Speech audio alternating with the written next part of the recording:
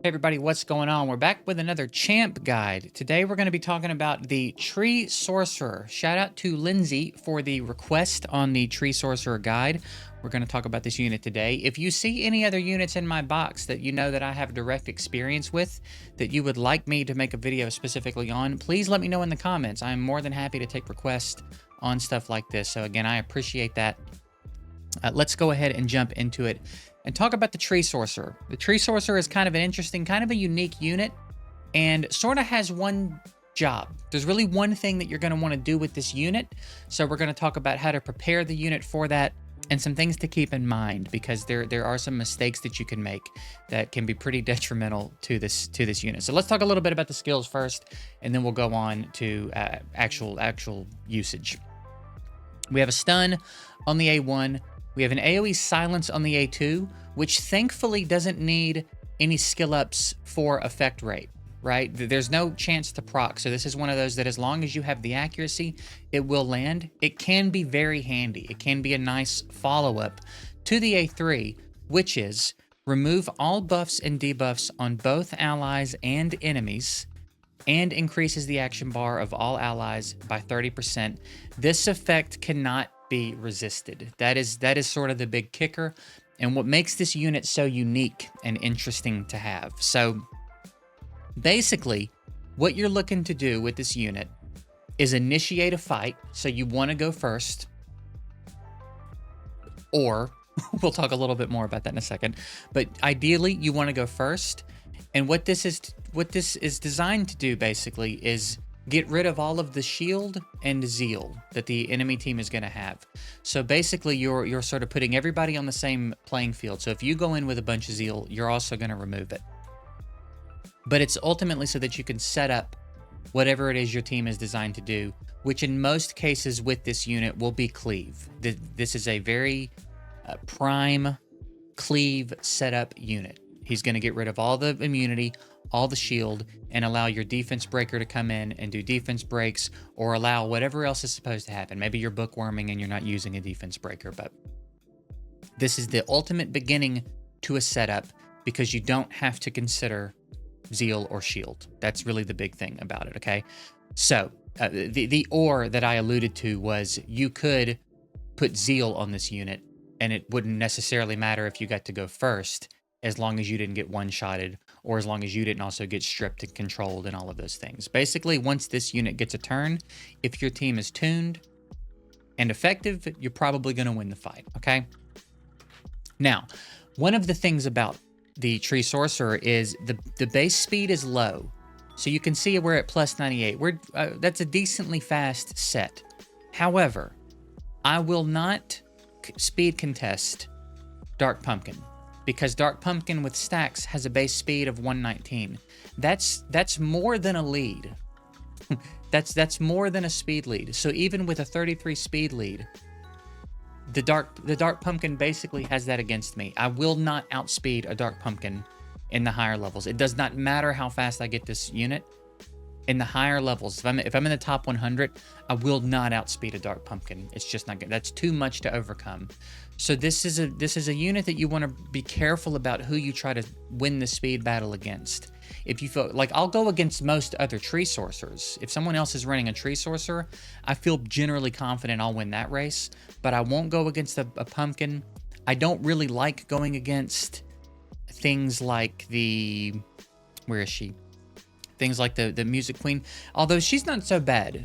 There's a couple of other units that I don't like going against. I think I had her mixed up. I think I thought she was a little faster. Maybe the Tree Popo, 102. You have to be kind of careful. I have a good enough speed set that I think most of the time I'll beat a Tree Popo, but in the higher levels you have to be careful. So you have to be careful about trying to win the speed race with a Tree Sorcerer, okay? It's really more for these like big bruisey builds, or like units that you know are going to have zeal runes and zeal gears.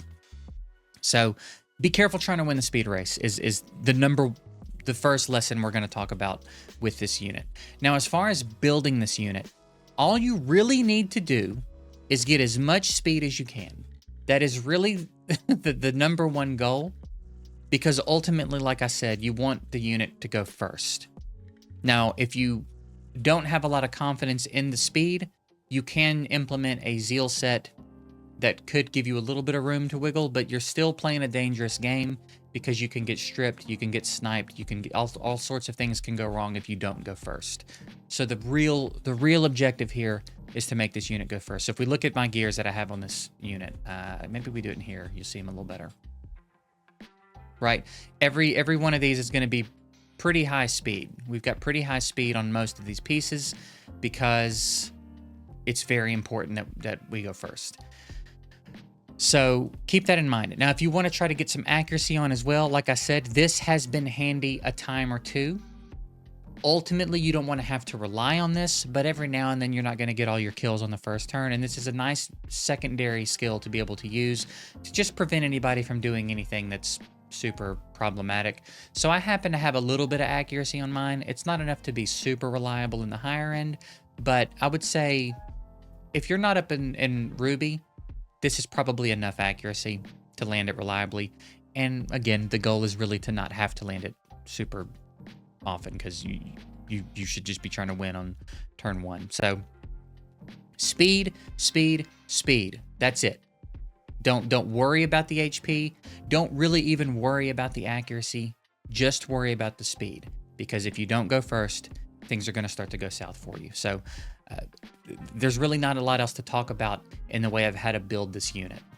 Just make him as fast as you can possibly make him, okay? Now, as far as how to use him, we'll talk primarily about Arena. I do use him in Guild Wars sometimes as well.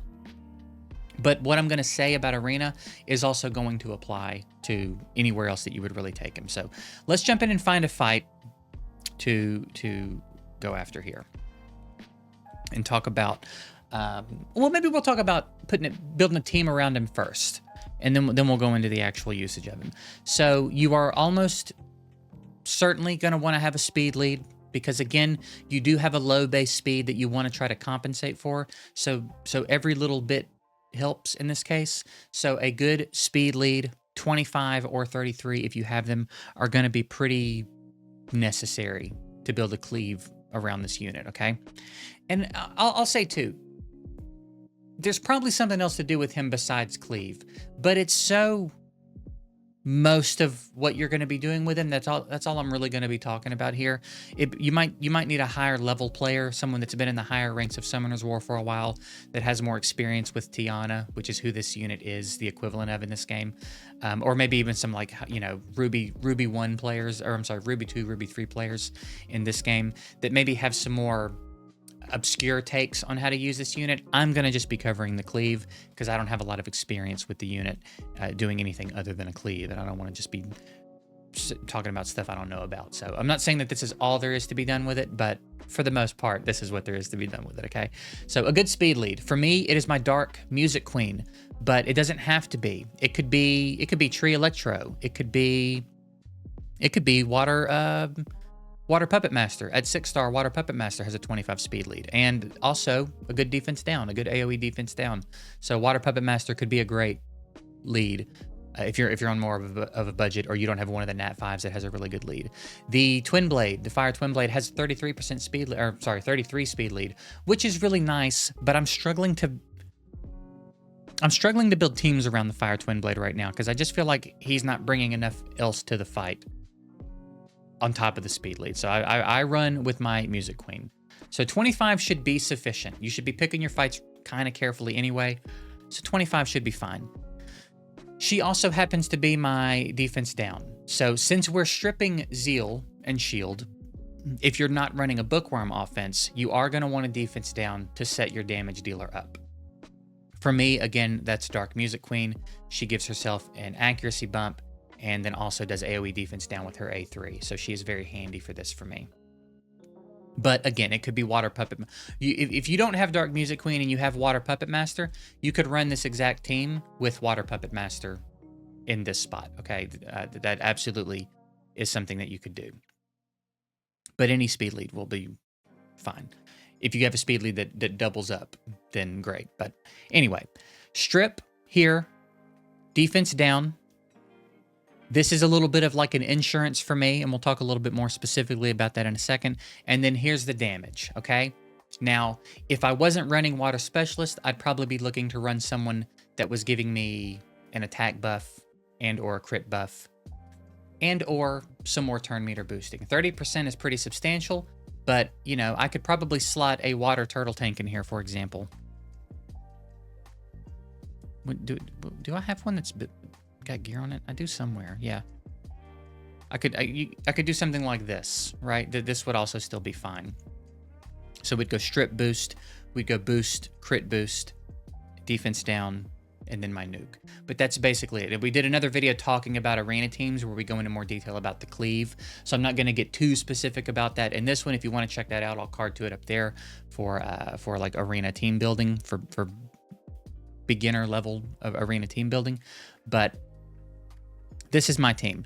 So let's jump in and do a fight. This could be a good one to do too, because this might go on for a couple turns, and this will allow me to talk a little bit about some things to be careful of when using the Tree Sorcerer. So this worked out. This team has some shield on, which it's not a ton of shield, but it's annoying. It's extra HP I have to take care of on some already pretty tanky units, right? We've got a unit that's definitely going to be tanky, another unit that's almost certainly going to be tanky, and a unit that is inherently tanky. But and you see, I also have my own zeal. So let's pay attention to what happens here when I use this A3. Everybody's buffs go away. Everybody's buffs go away, and then my team gets turn meter, okay? So now I'm going to hex her because I think she could be problematic. I'm going to drop my defense down. And hopefully we don't kill here. Okay, well, she's gonna kill. But let's say I didn't kill. Let's say that the Iron Fist stayed alive, she stayed alive, and the Merc Mother stayed alive. The Bookworm was never gonna stay alive, but let's say the other ones did. And let's say my Dark Music Queen managed to stun everybody. So I'm not really in any danger. So I would attack someone, I would do another attack. Let's say they all survived. Back around to my Tree Sorcerer getting another turn. Basically,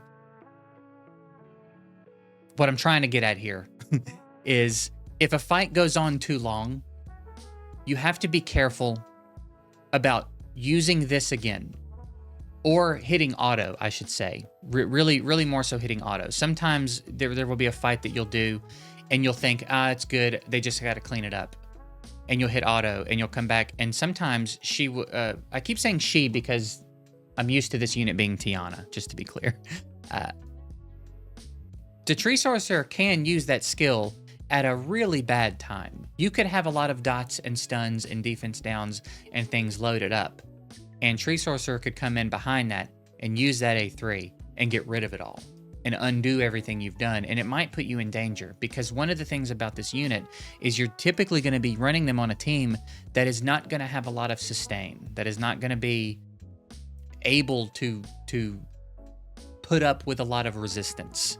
If you don't win in the first couple turns and the fight goes on for a while, you have to be careful about what you do later in the fight. So just try to remember when you're using this unit,